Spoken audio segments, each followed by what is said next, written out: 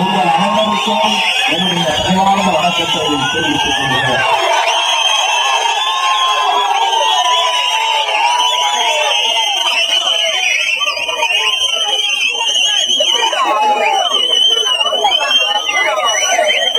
பேச்சுக்கு கட்டுக்கூடாது மேலே உட்காந்துருவாங்க. நீங்க என்ன பேச்சு கட்டுக்கூடாது. அதனால மீண்டும் ஒரு முறை உங்களுக்கு என்னுடைய வணக்கத்தை அன்புகளை தெரிவித்துக் கொள்கிறேன்.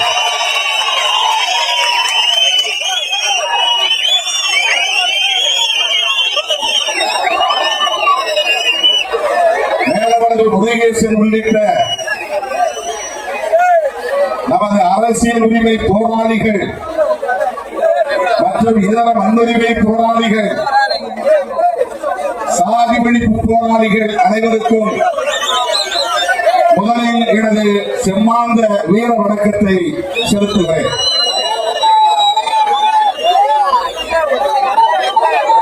ஆண்டுதோறும் நாம் இங்கே கூடுவது வெறும் சம்பிரதாயம் அல்ல, நம்மை நாமே மேலாய்வு செய்து கொள்வதற்கும் புத்துணர்வை பெறுவதற்குமான ஒரு நிகழ்வு. ஆண்டுக்கு ஒரு முறை இங்கே நாம் கூடுகிறோம்.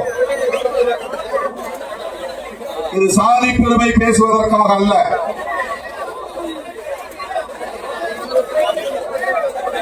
இறந்தவர்களுக்கு வீரவணக்கம் செலுத்துகிற வெறும் சம்பிரதாய நிகழ்வு அல்ல.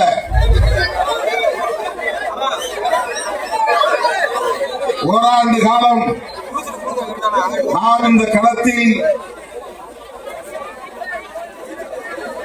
எவ்வாறு களமாடி இருக்கிறோம், என்ன சாதித்திருக்கிறோம்,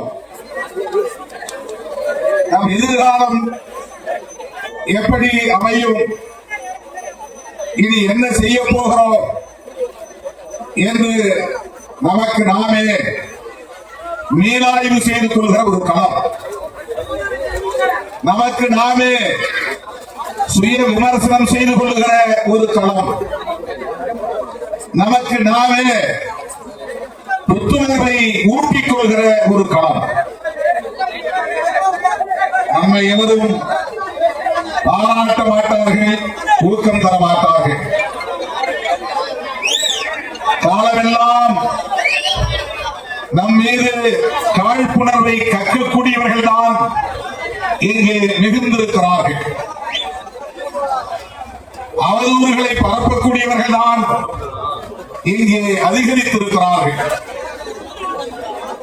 அப்படி வஞ்சமும் சூதும் சூழ்ச்சியும் நிறைந்த இந்த அரசியல் களத்தில் நமக்கு நாமே புத்துணர்வை, புது தெம்பை ஊட்டிக் கொள்வதற்கான ஒரு களம்தான் இந்த மேலவளவு போராளிகளுக்கு வீரவணக்கம் செலுத்துகிற களம். நாம் அழைக்கும் போதெல்லாம் சலிப்பின்றி ஓடி வந்து இந்த போராளிகளுக்கு வீரவணக்கம் செலுத்துகிற, என் உயிரின் உயிரான விடுதலை செலுத்துகிற உங்கள் அனைவருக்கும் நன்றி செலுத்துகிற களம் இந்த களம். எனக்கு என்ன பலன் என்று எதிர்பார்க்காமல், எனக்கு என்ன செய்தீர்கள் என்று கேள்வி எழுப்பாமல், இந்த தலைமையை நாங்கள் நம்புகிறோம் என்று முற்றுமுழுதாக என் மீது நம்பிக்கை வைத்து ஓயாமல் களமாடிக் கொண்டிருக்கிற உங்கள் கால்களில், காலடிகளில் என் நன்றி மலர்களை முதலில் காண்பிக்கிறார்கள். சில நாட்களுக்கு முன்பு அம்பேத்கர் பேரவையில் பேசுகிற போது சொன்னேன், போர்க்களத்தில் என்னை சந்தித்த தோழர்கள் யாரும் என்னை விட்டு போக மாட்டார்கள், இப்போது சொல்லுவேன். முதலில் இந்த ரத்தம் சிந்தும் களத்தில என்னோடு கைகோர்த்த தம்பிகள், என்னை அண்ணன் என்றும் தம்பி என்றும் ஏற்றுக்கொண்ட தோழர்கள், இன்றைக்கும் அதே உணர்வோடு அதே நம்பிக்கையோடு என் கைகளை கோர்த்துக் கொண்டே வருகிறார்கள். யாரும் அவதூறு பரப்பிவிட்டு வெளியேறவில்லை. தேர்தல் களத்தில் அடியெடுத்து வைத்த பிறகு அல்லது அதற்கு சற்று முன்பு வந்தவர்கள்தான் சிலர், விரல் விட்டு எண்ணக்கூடிய சிலர் வந்தார்கள், வென்றார்கள், சென்றார்கள். அவர்களுக்கு ஒரு நோக்கம் இருந்திருக்கலாம். அந்த நோக்கம் நிறைவேறாத போது இந்த தலைமைக்கு எதிராகவும் கட்சிக்கு எதிராகவும் சில கருத்துக்களை அவதூறுகளாக பரப்பிவிட்டு போகிறார்கள். ஆனால் அது எடுபடாது என்பதை இந்த வேலூர் வட்டாரமே நமக்கு உணர்த்தி கொண்டிருக்கிறது.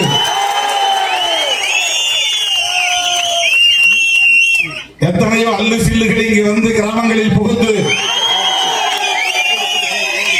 சாதி உணர்வையும் தூண்டிவிட்டு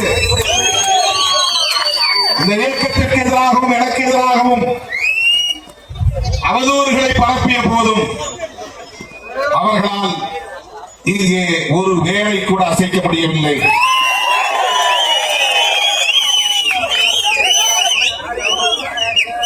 நாம் உயிரோடு இருக்கும் போதே சில சில்லறைகள் என்ன பேசுகின்றன என்றால், மேலவளவுக்கும் திருமாவளவனுக்கும் என்ன சம்பந்தம் என்று கேள்வி எழுப்புகிறார்கள். மேலவளவு முருகேசன் அவர்கள் செருப்படி கொடுப்பது போல் பதிலடி கொடுத்தார்.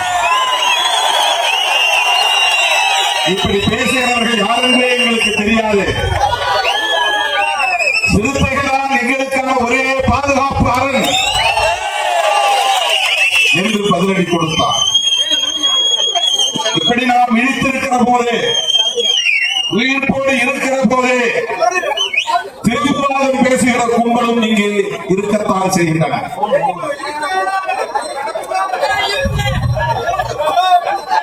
1997ஆம் ஆண்டு ஜூன் திங்கள் 30ஆம் நாள் இந்த கொடூரம் அரங்கேறியது. தமிழ்நாடு உறைந்து போனது.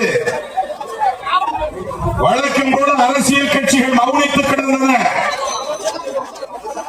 வழக்கம் போல தலைவர்கள் வாய் திறக்கவில்லை. ஒரு கண்ணிடம் கூட இல்லை. இதுதான் 97 இருந்த நிலை. ஆனால் இன்றைக்கு தமிழ்நாடு முழுவதும் தலித்துகளின் அரசியல் விரிவாக பேசப்படுகிறது. அதிமுகவாக ஒரு தலித் முதலமைச்சர் வேட்பாளராக இங்கே அறிவிக்கப்படலாம் நிலை எட்டியிருக்கிறது. 97 இருந்த நிலை என்ன? 2026 இந்த 29 ஆண்டுகளுக்கு ஏற்பட்டிருக்கிற மாற்றம் என்ன? தமிழ்நாட்டில் ஒரு தலித் ஏன் முதலமைச்சராக கூடாது என்கிற விவாதத்தை எழுப்புகிறார்கள். ஏன் இன்னும் குறிப்பாக திருமாவளவன் முதலமைச்சராக கூடாது என்று விவாதிக்கிற அளவுக்கு தமிழக அரசியல் தலைகீழாக மாறி இருக்கிறது என்றால் அதுதான் சிறுத்தைகளின் சாதனை, திருமாவளவனின் சாதனை.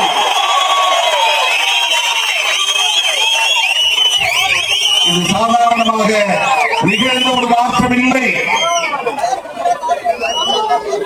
இன்றைக்கு எந்த துறையிலும் தலித்துகளை பற்றி பேச முடியும், பேச வேண்டும், பேசியாக வேண்டும் என்ற ஒரு வரலாற்று கட்டாயம் நிகழ்ந்திருக்கிறது என்றால் இது பண்பு மாற்றம், பரிணாம வளர்ச்சி.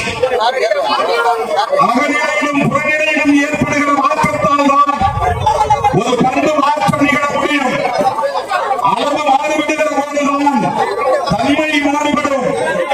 அன்றைக்கு இந்த களத்தில் மேலாளவு முருகேசனோடு 7 பேர் மேற்கொண்டு வாழ்ந்தார்கள். அவர்கள் நினைத்தது மேலாளவு முருகேசன் மட்டும்தானே. அவன் தலையை கட்டி உருட்டலாம், கால்பந்து விளையாடலாம், எவன் கேட்க போதான் என்று இருவாப்பு இருந்தது. இதோ இருக்கிறார்கள் சிறுத்தைகள்.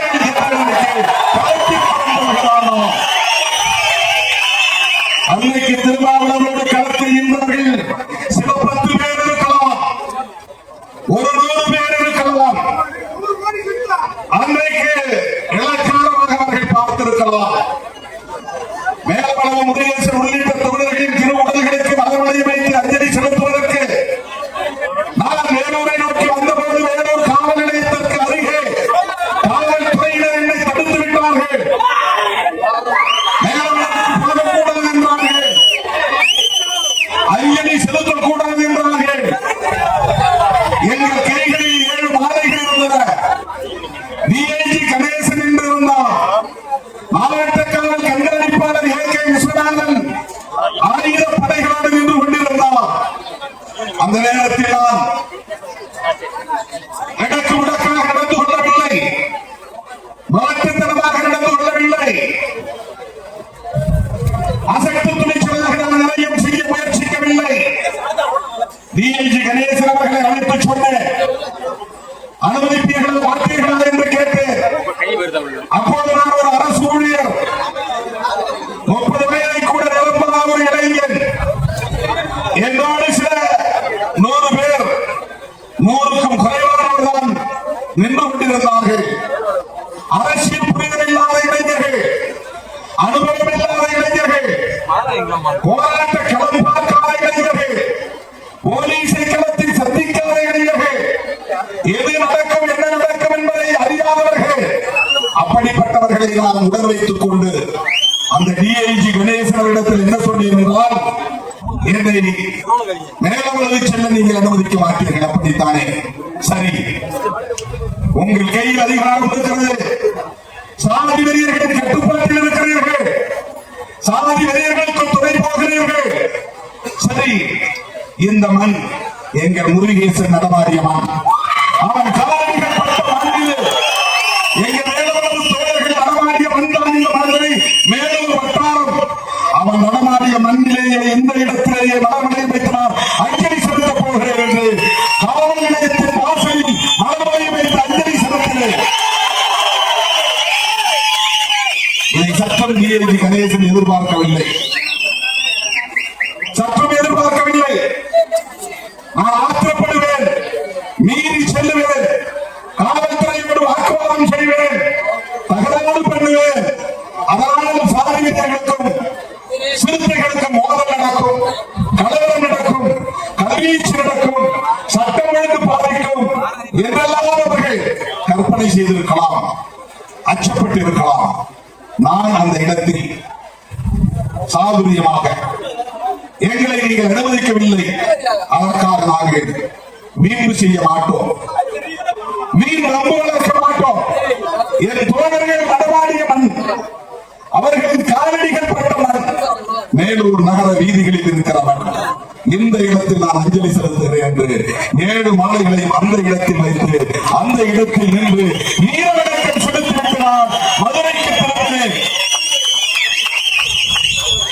அவர்கள் நினைத்திருக்கிறார் இவர்கள் பலவீனமானவர்கள், அவர்கள் நினைத்திருக்கலாம் இவர்களால் காவல்துறையை எதிர்க்கிற வலிமை பெற்றிருக்கவில்லை, இவர்களுக்கு அந்த வலிமை இல்லை. அவர்கள் நினைத்திருக்கலாம், சாதி வெறியர்கள் நினைத்திருக்கலாம் திருமாவளவன் பயந்து பின்வாங்கி போய்விட்டான் என்று. ஆனால் விடுதலை சிறுத்தைகள் விஸ்வரூபம் எடுத்தோம். அந்த படுகொலைக்கு பிறகு என்ன செய்வது என்று கூடினோம், தல்லாவளத்தில் உட்கார்ந்து பேசினோம். அதன் அடிப்படையில் சென்னையில் மாபெரும் பேரணி அறிவிக்கப்பட்டது. அதன் அடிப்படையில் நாடு தழுவிய பந்த் அறிவிக்கப்பட்டது. மதுரை மண்ணில் இருந்துதான் அந்த முழு அடைப்பு போராட்டத்தை அறிவித்தோம். மதுரையை தாண்டி இயக்கவில்லை, இன்னும் சொல்லப்போனால் மேலூர் வட்டாரத்தை தாண்டி இயக்கவில்லை. அப்படிப்பட்ட நிலையில் நான் எடுத்த முடிவு முழு அடைப்பு போராட்டம். கடலூர் மாவட்டத்தில் தீப்பிடித்தது, வட மாவட்டங்கள் முழுவதும் பரவியது. முழு அடைப்பு போராட்டம். சென்னை பேரணி ஆகஸ்ட் 23, ஜூலை 23 சென்னை பேரணி, ஆகஸ்ட் 8 மேலூரில் பேரணி. அடுக்கடுக்கான போராட்டங்கள் மக்கள் போராட்டமாக மாற்றினோம். 4 பேரை வச்சுக்கிட்டு வன்முறையில் ஈடுபடவில்லை. அந்த இடத்தில் இருந்து வீரம் இல்லை என்று காட்ட நான் முயற்சிக்கவில்லை. அந்த இடத்தில் நான் வீம்பு செய்யவில்லை. அதை மக்கள் போராட்டமாக மாற்றினோம். அப்போது என்னுடன் இந்த தம்பிகள் மட்டும்தான் இருந்தார்கள். இப்போது இருக்கிற பெரிய ஆளுமைகள் கூட என்னோட போது இல்லை. இப்போது இருக்கிற முன்னணி பொறுப்பாளர்கள் கூட என்னோடு இல்லை.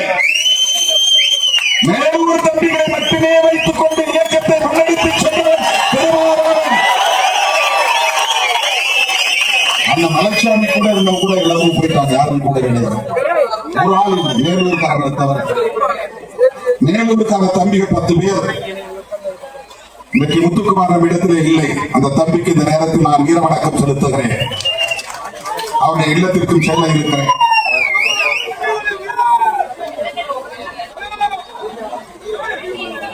வெள்ளரிப்பட்டி வெள்ளக்கண்ணன் இவர்களெல்லாம் அந்த காலத்தில் என்னோடு இருந்த தம்பிகள். களம் அனுபவம் இல்லாதவர்கள், அரசியல் அனுபவம் இல்லாதவர்கள், சாதி அரசியலை பற்றி தெரியாதவர்கள். இந்த 10-20 பேரை வைத்துக் கொண்டுதான் இந்த இயக்கம் வெகு மக்கள் இயக்கமாக பரிணமித்தது. சும்மா நிகழ்ந்து விடுவதில்லை. வெறும் சாதி உணர்வால் ஒரு இயக்கம் வளர்ந்து விடாது. வெறும் சாதி உணர்வு மட்டுமே ஒரு அரசியல் இயக்கத்தை கால் நூற்றாண்டு காலத்திற்கு தக்க வைத்துக் கொள்ளாது. அவ்வப்போது காலத்திற்கு ஏற்ப நாம் நகர்த்திய காய்கள், நாம் எடுத்த முடிவுகள், நாம் சேர்த்துக் கொண்ட உறவுகள், இந்த அடிப்படையில் தான் இன்றைக்கு மேலளவுக்கு இடதுசாரிகளும் வந்து வீரவணக்கம் செலுத்துகிற ஒரு மாற்றம் நிகழ்ந்திருக்கிறது. அவர்களே அன்றைக்கு மேலவனம் முருகேசன் விடுதலை சிறுத்தையாய் தன்னை அடையாளப்படுத்திக் கொள்ளவில்லை. அவர் திராவிட முன்னேற்ற கழக தொண்டராகத்தான் இருந்தார். அதுவும் நமக்கு தெரியும். என்னிடத்தில் வந்து பேசுகிற போது அப்படித்தான் சொன்னார். புலிப்பட்டி, கம்மாப்பட்டி வையகருப்பர் அவர்தான் முதல்ல வேட்பாளராக நம்ம கட்சி சார்பில் நிற்கணும்னு விரும்புறாங்க. வையகருப்பர் அவர் நிற்க வேண்டாம், நான் நிற்கிறேன் அப்படின்னு வந்து சொன்னார் முருகேசன்.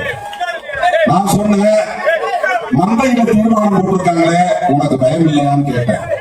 ஆனா சமுதாயத்திற்காக என் தலையை போனாலும் கவலைப்படல. இந்த நூற்றாண்டில் நான் பார்த்த ஒரே மாவீரன் மேலவளவு முருகேசன் தான். நான் சந்தித்த மாவீரன். சாதி வெறியர்களின் அச்சுறுத்தலையும் மீறி என் தலை போனாலும் அந்த அரசியல் உரிமையை நான் பாதுகாப்பேன் என்று என்கிடத்தில் சொன்னவர் மேலவளவு முருகேசன். மறுபடியும் கேட்டேன். அதான் வந்து தலையை எடுத்துருவோம் சொல்றாங்களே, ஏன்பா இந்த வீண் முயற்சி? ஏன்னா அப்ப தேர்தல் புறக்கணிப்பில் ஈடுபட்டு இருந்த இயக்கம் இந்த இயக்கம். அதனால எனக்கு பெரிய ஆர்வம் இல்லை. அப்ப ஆற்றல் அரசு சொன்னா, நாம எலெக்ஷன் நிக்கலன்னா அதுக்காக நம்ம சமுதாயத்தை சார்ந்தவர்கள் நெருக்கடியில் இருக்கும் போது நாம ஏதாவது முடிவெடுத்துதானே ஆகணும். தம்பி ஆற்றல் அரசு சொன்னார், சக்திவேல், அப்ப அவருக்கு பேர் சக்திவேல். நாம் தேர்தல் களத்தில் இல்லாவிட்டாலும் தேர்தலில் போட்டியிடுகிறவர்களுக்கான பாதுகாப்பை யார் முன்னெடுப்பது? அப்போது நான் சொன்னேன், நீங்க போய் போட்டியிடுங்க, இந்த இயக்கம் உங்களுக்கு துணையாக இருக்கும் என்று சொன்னேன். களத்தில் போய் நில்லுங்க. தமிழந்தி இப்போ இருக்கிறார், தமிழந்தி அவங்க எல்லாமே நேரடியாக களத்தில் வந்து நின்று 10 நாள் நின்று ஓட்டு கேட்டாங்க. தேர்தல் பிரச்சாரத்தில் ஈடுபட்டார்கள். எல்லோருடைய பேரும் நீங்க சொல்ல நேரம் தோழர்களே.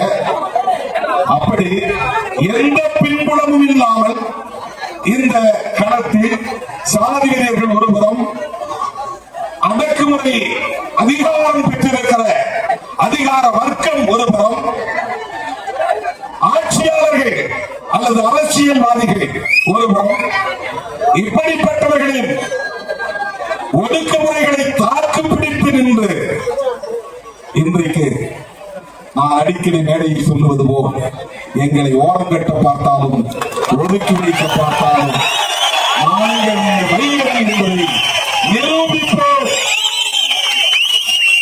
நிறுவனம் ஆறுதா இல்லையா? 2 சீட்டை கிண்டல் செய்கிறவர்களுக்கு அந்த 2 சீட்டுடைய அருமை இல்லை என்று அப்போதுதான் தெரிந்திருக்கும். 2 சீட்டு என்று 3 சீட்டு விளையாடுகிறவன் உண்மை கிண்டல் செய்கிறான். 3 சீட்டு கும்பல்.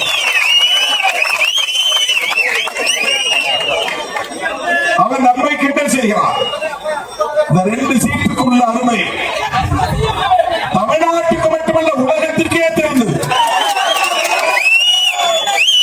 சிறுத்தைகள் என்ன முடிவெடுக்க போகிறார்கள்? கவுண்ட் டவுன் போடுறான். இன்னும் 3/4 மணி நேரம் இருக்கு, இன்னும் 1/2 மணி நேரம் இருக்கு, இன்னும் 1/4 மணி நேரம் இருக்கு. இன்னும் 10 நிமிஷம் இருக்கு, இன்னும் 5 நிமிஷம் இருக்கு. என்னதான் திருமாவளவன் வாய் திறக்க போகிறார்? நான் பெருமைக்காக சொல்லவில்லை தோழர்களே.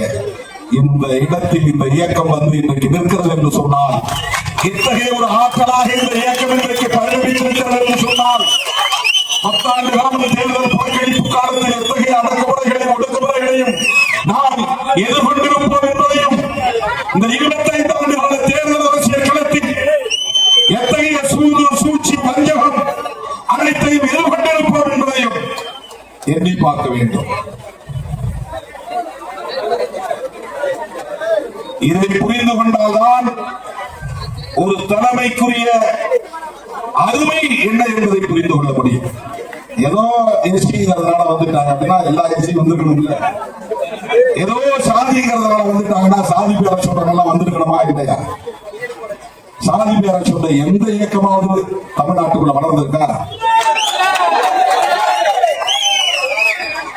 சமகாலத்தில் நம்மோடு சாதி பெயரை கொண்டு அரசியல் இயக்கத்தை தொடங்கிய யாராவது இந்த களத்தில் இருக்கிறார்களா?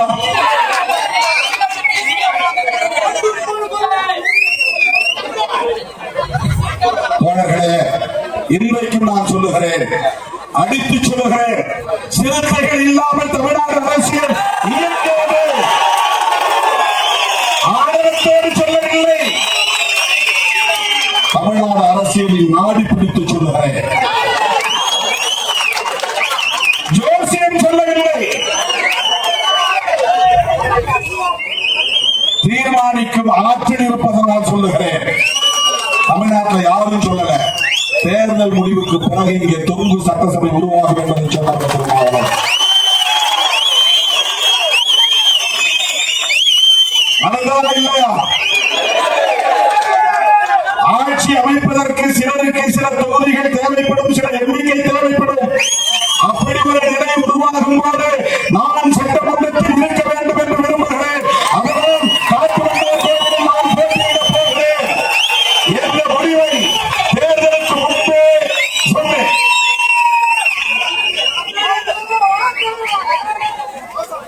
ஏன் போட்டியிடல அப்படிங்கிறதுக்கு என்கிட்ட விளக்கம் கேட்கிறவங்க எவனும் ஒரு ஆள் கூட அவர் போட்டியிடாமல் போனதற்கு எது காரணம் என்று திமுகவிடம் யாரும் கேட்கல. திமுக தலைவர்கள் கேட்க வேண்டியதானே? பத்திரிகையாளர்களை பார்த்து நான் கேட்கிறேன். எல்லா அரசியல் கட்சிக்குள்ள பிரச்சனைக்கும் திருமாவளவன் தான் பதில் சொல்லணும்னு எதிர்பார்க்கிறார். 1 மணி நேரத்துக்கு ஒரு தடவை வந்து பைக் நீட்டுறாங்க, ஏர்போர்ட்ல இறங்கினாலும் நீட்டுறாங்க, ஹோட்டல்ல இருந்து வெளியே வந்தா நீட்டுறாங்க, இப்ப விடுதலை களத்துல இருந்து வெளியே வந்தா நீட்டுறாங்க. ரொம்ப ஈஸியா அக்சஸ் பண்ண முடியுதுல்ல. அது மட்டும் கிடையாது, திருமாவளவன் வாயில இருந்து எதையாவது கொடுக்கணும், எதையாவது வாங்கணும், எதையாவது சொல்ல வைக்கணும், அதை வச்சுட்டு ஏதாவது டிபேட்டுக்கு தலைப்பு எடுத்துக்கணும். ஒரு டிபேட் நடத்தணும், அது கட்டாயமாயி போச்சு. தலைப்பு என்ன தலைப்பு வைக்கிறது போது அவனுக்கு வந்து ஒன்னும் தலைப்பு கிடைக்கல. அப்ப திருமாவளவன் கேள்வி கேளு, அவர் என்ன பதில் சொல்றாரு பார்ப்போம். அந்த தலைப்புல இருந்து ஒரு டிபேட்டுக்கு ஒரு தலைப்பு, அந்த பதில இருந்து இப்படிதான் இன்னைக்கு அரசியல் போயிட்டு. யாராவது ஏன் திருமாவளவன் காட்டுமன்னார் கோவிலில் போட்டியிட விரும்பிய நிலையில் அவரை போட்டியிட வேண்டாம் என்று சொன்னதற்கு ஏதாவது காரணம் இருக்கிறதா என்று திமுக தலைவரிடத்திலோ அல்லது அந்த கட்சியிலுள்ள மூத்த தலைவரிடத்திலோ இதுவரையில் எந்த ஊடகவியலாளராவது கேள்வி எழுப்பியிருக்கிறார்களா?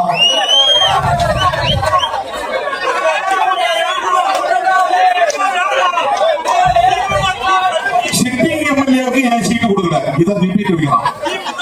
திமுகவோட 60 பேர் சிட்டிங் எம்எல்ஏவுக்கு சீட்டு கொடுக்கல, நான் 3 பேருக்கு தான் தரல. திமுகவோட மட்டும் 60 பேருக்கு சிட்டிங் எம்எல்ஏவுக்கு சீட்டு கொடுக்கல. யாராவது போய் திமுகவுல நீங்க ஏங்க 60 பேருக்கு சீட்டு கொடுக்காம விட்டீங்க அப்படின்னு கேள்வி கேட்டுருக்காங்களா?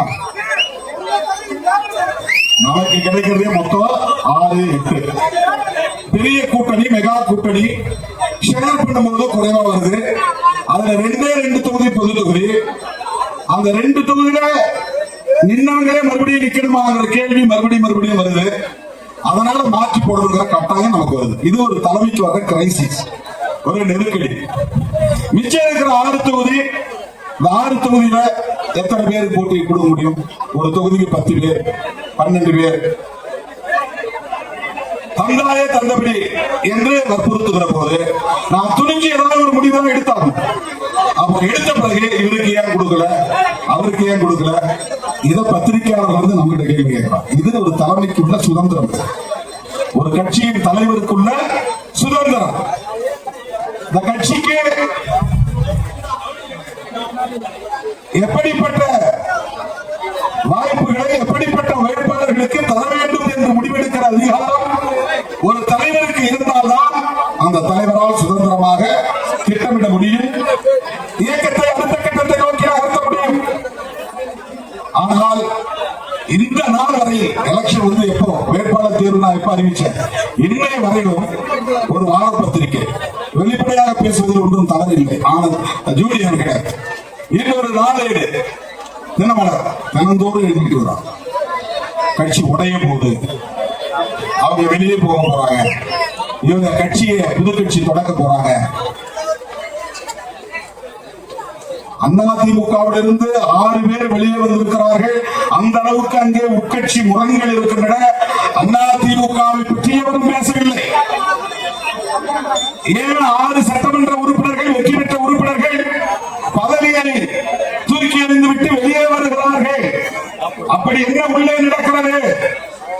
எடப்பாடி பழனிசாமி அவர்களுக்கும் வெற்றி பெற்ற சட்டமன்ற உறுப்பினர்களுக்கு இடையே நடக்கிற பிரச்சனை தான் என்ன? யாராவது டிபேட் கேட்கிறீங்களா, கேள்வி எழுப்புறீங்களா?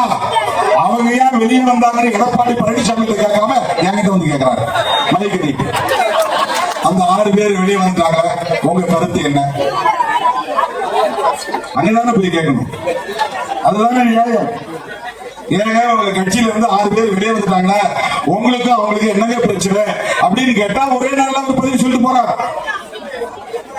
நான் எங்க போய் நின்னாலும் அந்த 6 பேர் வெளியே வந்துட்டாங்களா, உடனே நான் ஏதாவது நியாயமா பதில் சொல்லணும்னு, அது நல்லது இல்லைங்க, அது ஆரோக்கியமானது இல்லைங்கன்னு சொன்னா இவர் இன்னும் தாவேக்காவுக்கு செக் வைக்கிறாரு, இவரு தமிழக வெற்றி கழகத்துக்கு செக் வைக்கிறாரு, டிபேட் அப்படியே டைவர்ட் பண்றான்.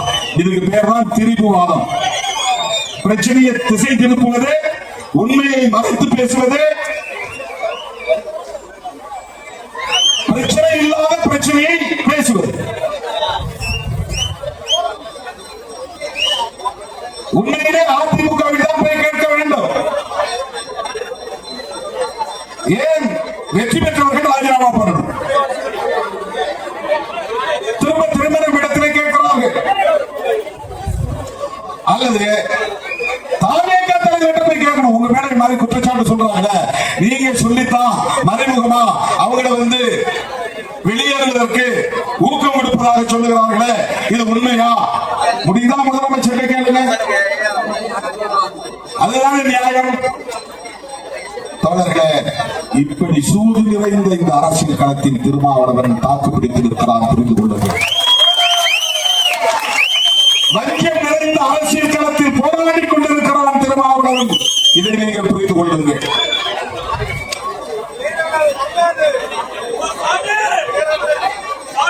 இருபத்தி 4 மணி நேரம் தாமதமாச்சா? கம்யூனிஸ்ட் சொன்ன மாதிரி உடனே ஏன் கொடுக்கல, உடனே ஏன் கொடுக்கல?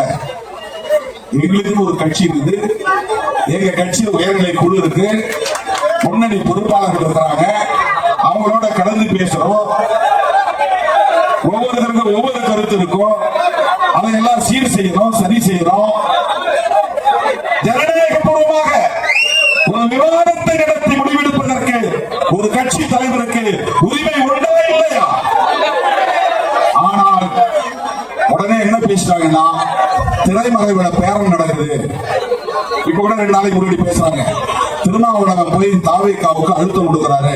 என்ன அழுத்தம்னா, எங்களுக்கு SC/ST டிபார்ட்மெண்ட்லாம் வேண்டாம், எங்களுக்கு இதை விட நல்ல டிபார்ட்மெண்ட் கொடுங்க, போர்ட்போலியோ கொடுங்க அப்படின்னு நான் கேட்கணும்.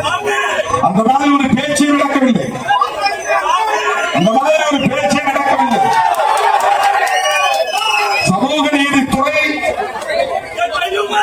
எளிய மக்களுக்கான, விளிம்பு நிலை மக்களுக்கான ஒரு துறை, மனப்பூர்வமாக ஏற்று சிறப்பாக பணியாற்றிக் கொண்டிருக்கிறார் தம்பி வன்னி அரசு.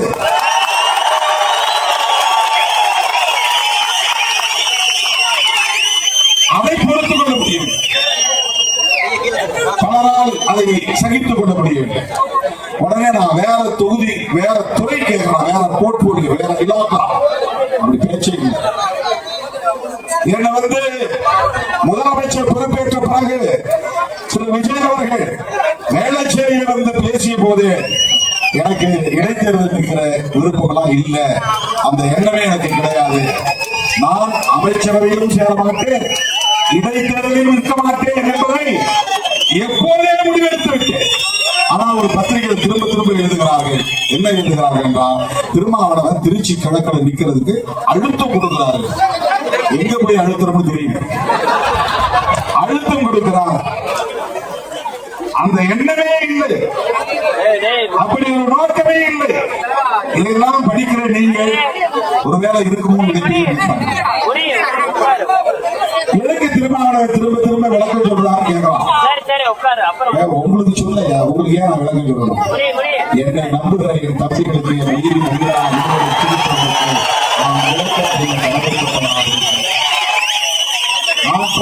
நான் இருக்கணும். இப்படித்தான் 40 ஆண்டு கால பொது வாழ்க்கை அமர்ந்திருக்கிறது. 3 மணி நேரம் தான் அவர்களை விட்டு பிரிந்து உறங்குகிறது.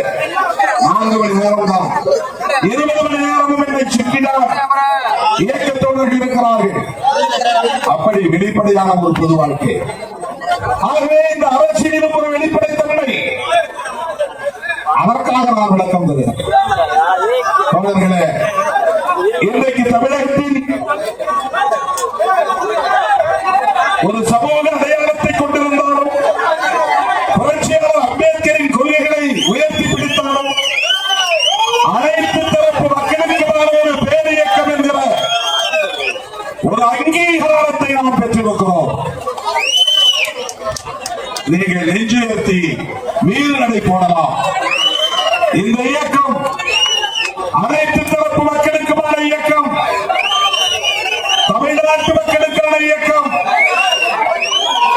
அந்த அடிப்படையில் தான் வருகிற ஆகஸ்ட் 17 எனது பிறந்த நாளில் தமிழ் தேசிய எழுச்சி மாநாட்டை நாம் நடத்துகிறோம்.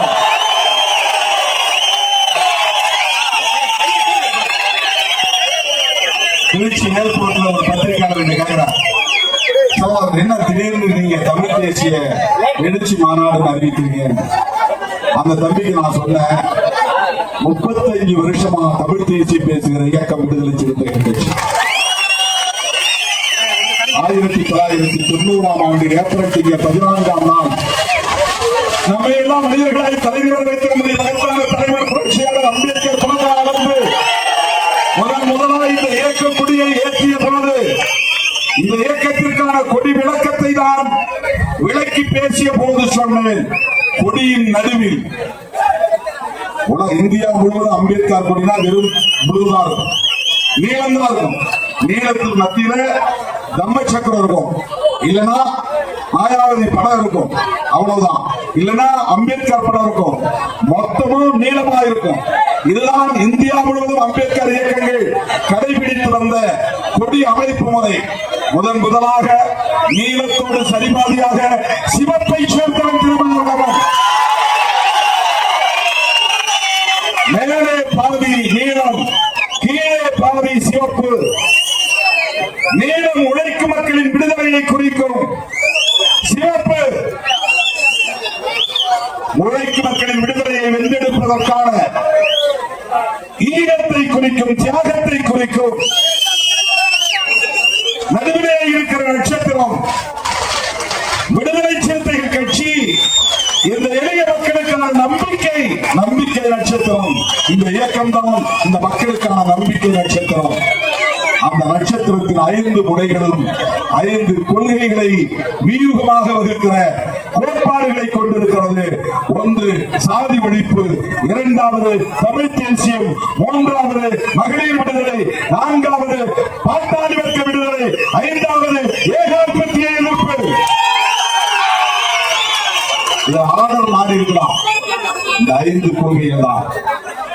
சாதி ஒழிப்பே மக்கள் விடுதலை, வர்க்க அமைப்பை உடைத்து வறுமையை துடைப்போம், சாதி மதம் ஒழித்து சமத்துவம் படைப்போம், அமைப்பை உடைத்து வறுமையை துடைப்போம். பெண்ணுரிமை மீட்டு பெண் விடுதலையை வென்றெடுப்போம். தேசிய உரிமையின் மூலம் தமிழ் தேசியத்தை வளர்த்தெடுப்போம். வல்லரசியத்தை வன்மையாக எதிர்ப்போம். இதெல்லாம் கொள்கை முழக்கம். 1990ஆம் ஆண்டு ஏப்ரல் திங்கள் 14ஆம் நாள் இந்த கொடியை ஏற்றும் போதே தமிழ் தேசியத்தை முன்னிறுத்திய இயக்கம் விடுதலை சிறுத்தைகள் கட்சி. தமிழ் தேசியம் என்பது வெறும் தமிழ் உணர்வு அல்ல, தமிழர் என்கிற இன உணர்வு அல்ல, சாதி ஒழிப்பு, மக்கள் விடுதலை என்கிற தேசிய இன ஓர்மை. நலமை தொடர்களே, தேர்தலுக்கு பிறகு நாம் நடத்த போகிற முதல் மாநாடு தேசம் காப்போம் மாநாடு. எப்படி தேசத்தையே திருச்சியை நோக்கி ஈர்த்ததோ, அரசியல் அரங்கில் பெரும் அதிர்வை ஏற்படுத்தியதோ, அதை போன்ற மாபெரும் அதிர்வை ஏற்படுத்துகிற மாநாடாக தமிழ் தேசிய எழுச்சி மாநாடு அமைய வேண்டும். மேலூர் வட்டாரத்திலிருந்து எல்லா கிராமங்களிலிருந்து வண்டிகள் புறப்பட வேண்டும். மதுரை மாவட்டத்திலிருந்து அனைத்து சட்டமன்ற தொகுதிகளிலிருந்தும் ஒவ்வொரு தொகுதியிலிருந்து நூற்றுக்கணக்கான வண்டிகள் புறப்பட வேண்டும். தென் மாவட்டங்களில் இயக்கம் இல்லை என்று சொன்னார்கள். தென் மாவட்டத்தை சார்ந்த தம்பி வன்னியரசு அமைச்சராக இருக்கிறார். இயக்கத்தின் முதல் அமைச்சர் பொறுப்பு தென் மாவட்டத்தை சார்ந்த ஒரு போராளிக்கு கிடைத்திருக்கிறது. ஒரு தனி அவருக்கு கிடைத்த வாய்ப்பு இல்லை. வாழ்விலும் தாழ்விலும் ஏற்றத்திலும் இறக்கத்திலும் எல்லா நெருக்கடி காலத்திலும் என்னோடு பயணித்த போராளிகள் ஒருவர் தம்பி வன்னியரசு. அப்படிப்பட்ட ஒரு போராளி, அதுவும் தென் மாவட்டத்தை சார்ந்தவர் தம்பி.